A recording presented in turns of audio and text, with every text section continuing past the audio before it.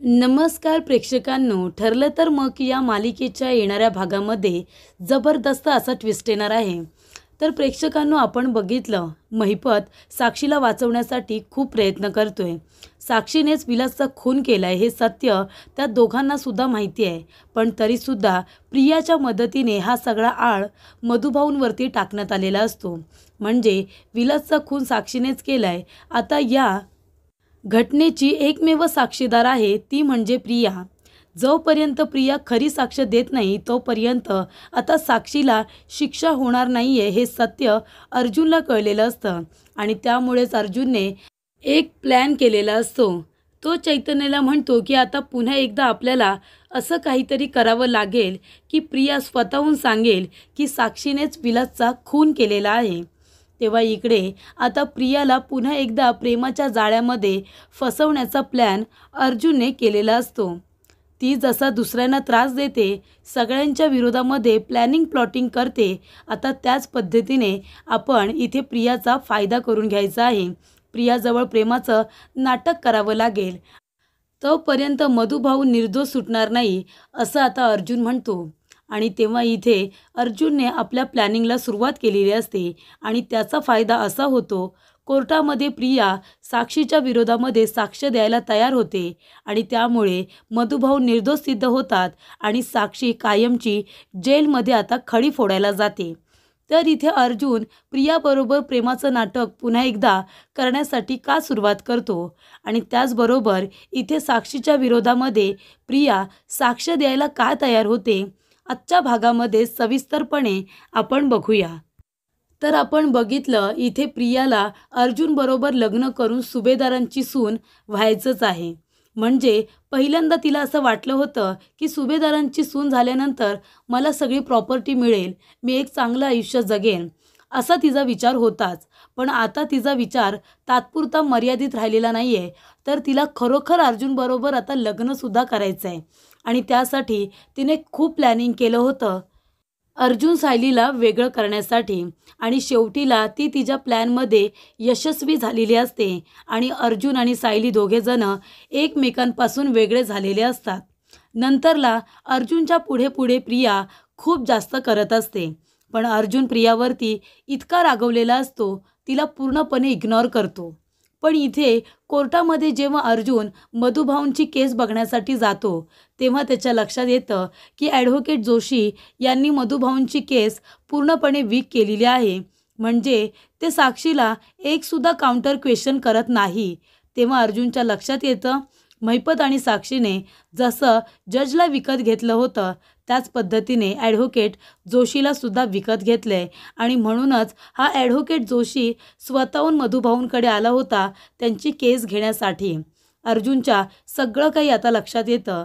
तर आता प्रियाने कोर्टामध्ये साक्ष दिलेली असते विलासचा खून हा मधुभाऊंनीच केलेला आहे आणि त्यामुळे सगळी बाजी पलटलेली असते आणि मधुभाऊंना विनाकारण न केलेल्या गुन्ह्याची शिक्षा मिळते. ते जेलमध्ये जातात आणि खरा गुन्हेगार हा मोकाट बाहेर फिरतोय आणि ती म्हणजे साक्षी. तेव्हा इथे साक्षीने कोर्टामध्ये सांगितलेलं असतं की मी माझ्या सावत्र भावाला भेटायला गेले होते.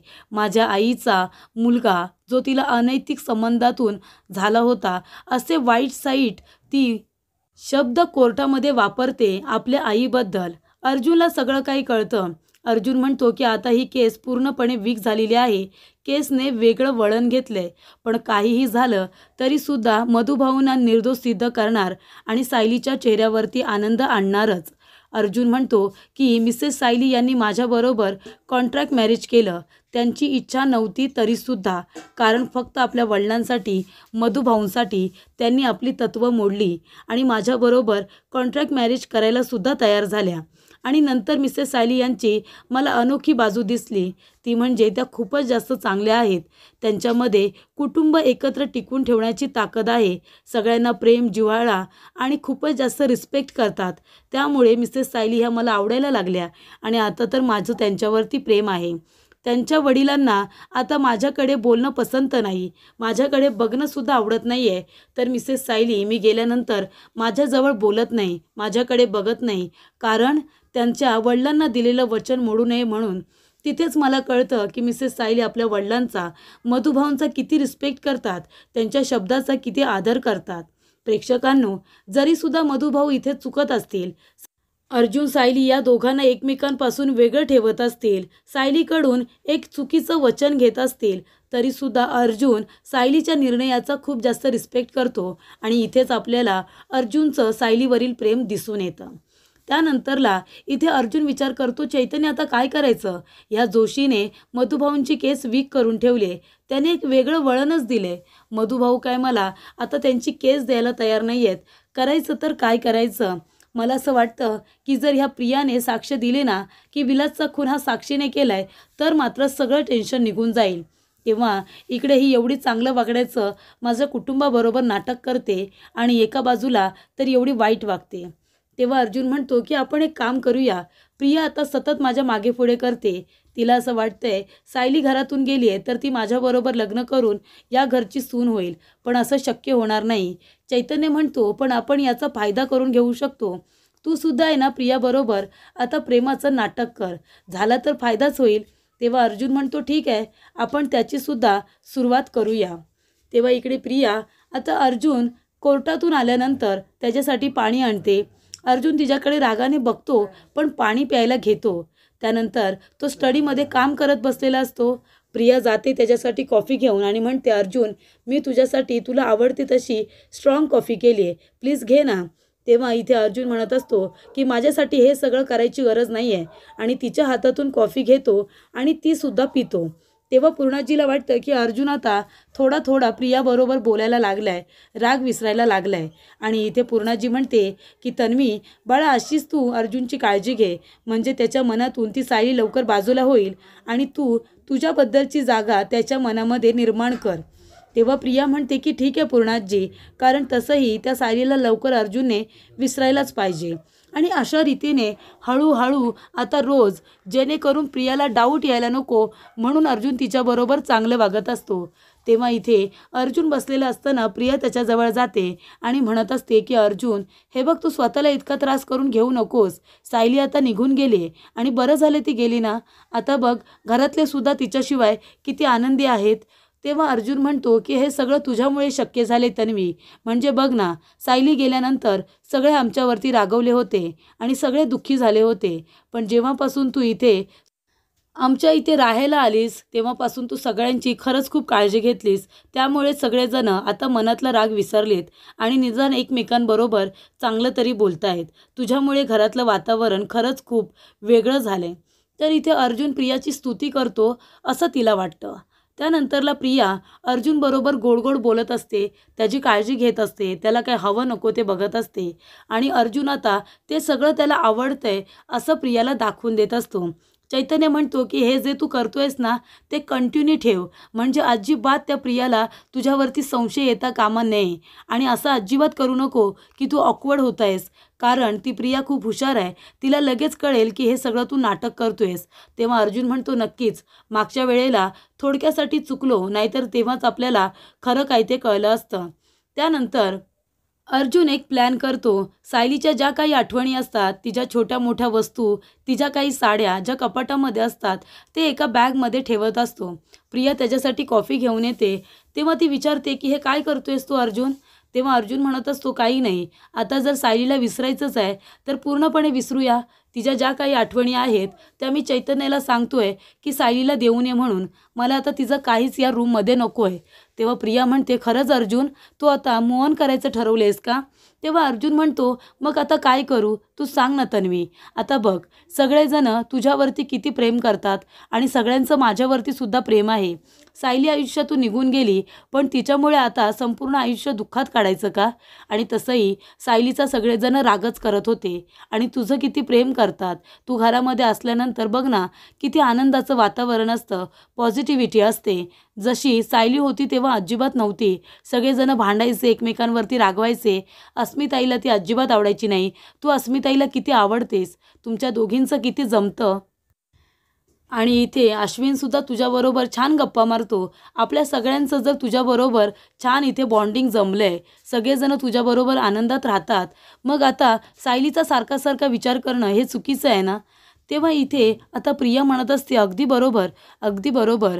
आणि इथे पूर्णाजी आणि कल्पना तर असतातच प्रियाचं सारखं सारखं कौतुक करायला. ती किती चांगली आहे, सगळ्यांची किती काळजी घेते, जे काय असतं ते तोंडावरती असतं. जेवण बनवता येतं तर येतं, नाही येत तर नाही येत. कॉफी येते तर येते. म्हणजे जे काही तिला नाही येत ते तोंडावरती बोलून मोकळी होते.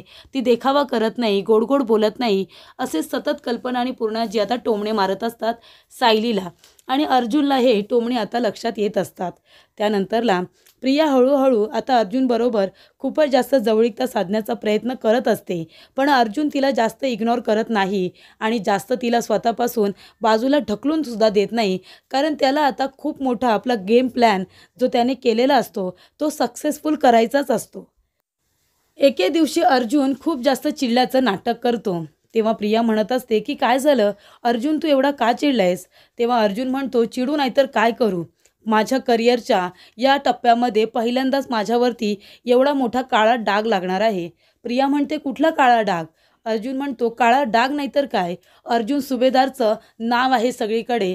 आत्तापर्यंत एक सुद्धा केस न हरलेला वकील म्हणून माझी ख्याती आहे, माझं नाव लौकिक आहे. पण पहिल्यांदा या मधुकर पाटलांमुळे माझं नाव खराब होणार आहे. तेव्हा प्रिया म्हणते, पण तुझं नाव का खराब होणार आहे अर्जुन? तेव्हा अर्जुन म्हणतो, नाहीतर काय, कुठल्या वेळेवरती गेलो होतो त्यांची केस घ्यायला काय माहिती. त्यांची केस जेव्हापासून घेतली आहे ना, माझ्या पाठीमागे 7.5 लागलेली आहे. तेव्हा प्रिया म्हणते, म्हणजे? तेव्हा अर्जुन म्हणतो की आता माझ्याकडून केस काढून घेतले आणि ॲडव्होकेट जोशीकडे दिले. ॲडव्होकेट जोशी ही केस जिंकणार आहे आणि ती साक्षी जिने गुन्हा केला आहे तिला तर काही शिक्षा होणार नाही. मधुकर पाटील जातील फासावरती, त्यांना जायचं आहे फासावरती तर जाऊ दे. पण नंतरला हेच सगळेजण म्हणतील की अर्जुन सुभेदारांनी सुद्धा ही केस घेतली होती, ते सुद्धा हरले आणि ॲडव्होकेट जोशी तर आत्तापर्यंत सगळ्या केस हरलेल्याच आहेत, त्याच्यामुळे त्यांच्या करिअरला काही इथे इजा होणार नाही. मात्र माझं काय, माझं करिअर तर धोक्यात येईल ना. मी एक सुद्धा केस हरलेलो नाही आहे. माझ्याकडे ती केस असती तर मी जिंकलो सुद्धा असतो. पण आता थोडक्यासाठी माझं नाव हे खूपच जास्त वाईट पद्धतीने घेणार आहेत असं मला वाटते आणि मला हे सहन होणार नाही आहे. या गोष्टीचा मला त्रास होतो आहे. जर ही केस माझ्याकडे असती ना, साक्षीच्या विरोधात पुरावे मिळाले असते तर एकदाच त्या साक्षीला जेलमध्ये टाकलं असतं. त्या मधुकर पाटलाला मी निर्दोष सिद्ध केलं असतं आणि मी माझ्या आयुष्यामध्ये अजून पुढे गेलो असतो. त्या मधुकर पाटलाचं, कुसुमताईचं आणि त्या सायलीचं तोंडसुद्धा आयुष्यात बघितलं नसतं. कारण त्यांच्यामुळे माझी फॅमिली माझ्यापासून दूर होता होता राहिली. मी माझ्या मर्जीने लग्न केलं आणि आयुष्याची माती करून घेतली. आता कुटुंबाच्या मर्जीने लग्न करण्याचा मी निर्णय घेतलेला आहे. माझ्या मनामध्ये ती गोष्ट आहे. पण मी करू तरी काय करू? जोपर्यंत मी केसचा निकाल लावत नाही तोपर्यंत मी सुद्धा होऊ शकत नाही. माझ्या आयुष्यामध्ये आनंद येणार नाही. पण आता माझ्याकडे ती केस नाही आहे आणि पुरावासुद्धा नाही आहे. त्या साक्षीच्या विरोधामध्ये तिने सगळी केस आता फिरवली आहे आणि या गोष्टीचा मला त्रास होतो आहे. तेव्हा प्रिया म्हणते, तू खरंच होणार आहेस? तेव्हा अर्जुन म्हणतो, खरंच तन्वी, मला माफ कर. मी माझ्या आयुष्यात खरंच खूप मोठी चूक केली गं. त्यावेळेला तुझ्याबरोबर लग्न केलं असतं ना तर निदान लग्न झाल्यावर प्रेम मला झालं असतं. पण माझ्या कुटुंबाची ही जी दशा झाली ना त्या सायलीमुळे ती झाली नसती. माझ्या एका केसमुळे माझ्या घरातल्या लोकांबरोबर महिपतची दुश्मनी झाली. कितीतरी हल्लेखोर आमच्या घरापर्यंत पोचले आणि हे सगळं ते एका केसमुळे झालं आहे आणि मला ते अजिबात सहन होत नाही आहे. आता मला कायमची ही केस माझ्या आयुष्यातून काढून टाकायची आहे. पण मला हरून नाही, मला त्या साक्षीला शिक्षा द्यायची आहे. तुला माहिती आहे ना मी कसं आहे. म्हणजे जोपर्यंत ह्या केसचा निकाल लावत नाही तोपर्यंत मी आनंदी नाही राहू शकत, मी मूव ऑन नाही करू शकत. तेव्हा मला साक्षीच्या विरोधामध्ये एक तरी पुरावा मिळाला पाहिजे आणि हे सगळं तुझ्यामुळे झाले तन्वी. तू जर एक साक्ष दिली असतीस की बाबा ह्या साक्षीने खरोखर त्या विलासचा खून केला आहे तर सगळं तिथेच बंद झालं असतं आणि आपलं लग्न होऊन आपण आनंदाने संसार केला असता. पण तू तर काय ते करणार नाही ना, कारण तुला तुझी फ्रेंड जास्त महत्त्वाची आहे तुझ्या होणाऱ्या नवऱ्यापेक्षा. असं म्हणाल्यानंतर प्रिया आता खूपच जास्त इथे इमोशनल होते. ती म्हणते, काय होणारा नवरा? तू खरंच माझ्याबरोबर लग्न करशील अर्जुन? अर्जुन म्हणतो, का नाही करणार? आता तर तू घरातल्या सगळ्यांनाच आवडतेस आणि तुझा हा चांगुलपणा मी पण आता बघतोय ना. मला तू खरंच आवडायला लागली होतीस. पण तुझ्याबरोबर तोपर्यंत लग्न करणार नाही जोपर्यंत ही केस माझ्या आयुष्यातून जात नाही. सायली, महिपत, त्याचबरोबर साक्षी, हे सगळे मधुभाऊ वगैरे ही माणसं माझ्या आयुष्यातून जात नाही ना तोपर्यंत मी माझ्या आयुष्याला नव्या सुरुवात नाही करणार आहे. तेव्हा प्रिया म्हणते, ठीक आहे, जर असं असेल, तू माझ्याबरोबर खरोखर लग्न करणार असशील ना अर्जुन, तर मी कोर्टामध्ये कोर्टामध्ये साक्ष द्यायला तयार आहे की विलासचा खून साक्षीनेच केलाय म्हणून मी खरंच ही साक्ष देईन. अर्जुन म्हणतो, तू खरं बोलतेस का? तेव्हा प्रिया म्हणते, हो अर्जुन, मी खरं बोलते.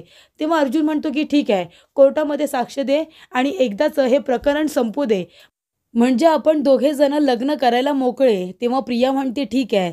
तर अर्जुन बरोबर लग्न करण्याचं स्वप्न बघणारी प्रिया, आता तिला असं वाटत असतं की अर्जुन जे काही बोलतोय ते खरंच बोलतोय. त्यामुळे ती साक्षीच्या विरोधामध्ये इथे आता साक्ष द्यायला तयार होते. तसंही साक्षी आता काही तिच्यासाठी उपयोगाची राहिलेली नसते. तसेही महिपत आणि साक्षी सारखी त्या प्रियाला धमकी देत असतात मारण्याची. त्याच्यामुळे प्रिया म्हणते की एकदा त्यांचा खेळ आता संपवून टाकते. साक्षी जेलमध्ये गेली की महिपतचं तोंड आपण्याप बंद होईल आणि मी अर्जुनबरोबर लग्न करून सुभेदारांची सून होईल. ह्यापेक्षा दुसरं मला अजून काय हवंय? तेव्हा इकडे आता प्रिया तर म्हणालेली असते की मधुभाऊंच्या बाजूने साक्ष देईन आणि साक्षीच्या विरोधात साक्षी जेलमध्ये जाणार पक्की. तर हे सगळं बोलणं तिचं अर्जुनने मोबाईलमध्ये रेकॉर्ड करून ठेवलेलं असतं. पण इथे प्रियाला त्याबद्दल काही माहिती नसतं. त्यानंतर अर्जुन कुसुमताईला सांगतो, काहीही करा पण मधुभाऊंना शपथ वगैरे देऊन ही केस आता ॲडव्होकेट जोशी यांच्याकडून काढून मला द्यायला सांगा. तेव्हा इथे आता सायली म्हणत असते आणि कुसुमताई की मधुभाऊ, आपल्याला इथे राहायचं नाही आहे ना, आपण सगळेजण तिघेही जण कोल्हापूरला जाऊ. पण कधी जाऊ? जेव्हा तुम्ही निर्दोष सिद्ध व्हाल तेव्हाच जाऊ ना आपण.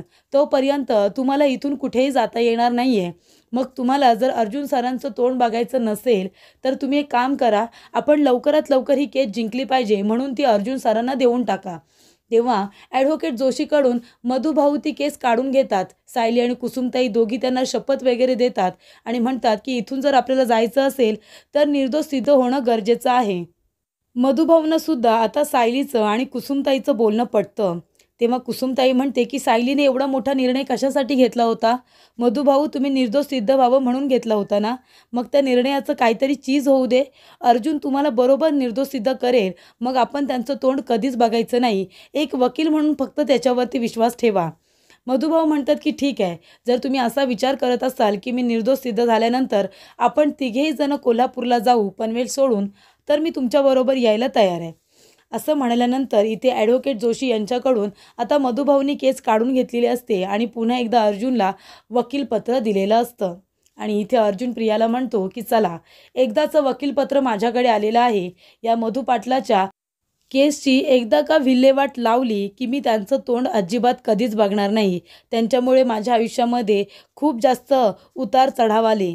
माझं आयुष्य किती मस्त चालू होतं, एकदम व्यवस्थित, पण यांच्यामुळे सगळी वाट लागली.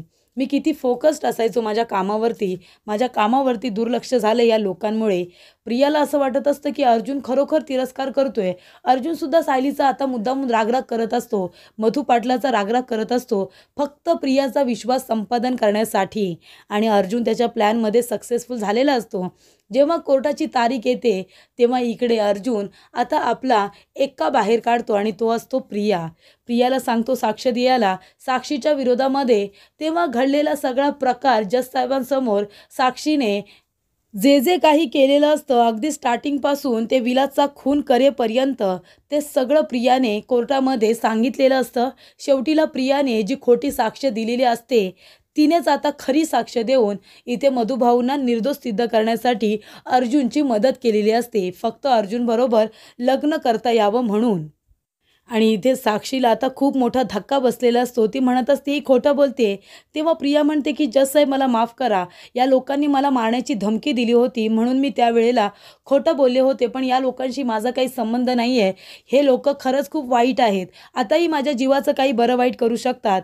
पण इथे खरोखर साक्षीनेच विलासचा खून केलेला आहे. तेव्हा साक्षीला खूप मोठा धक्का बसतो. प्रिया म्हणत असते की साक्षीने ती बंदूक काढली होती मधुभाऊंना मारण्यासाठी, कारण तिला प्रॉपर्टीचे पेपर हवे असतात. पण ती बंदूक हातातून खेचून घेत असताना साक्षीने गोळी चालवली, पण ती गोळी लागली विलास काकांना आणि ते जागच्या जागी ठार झाले.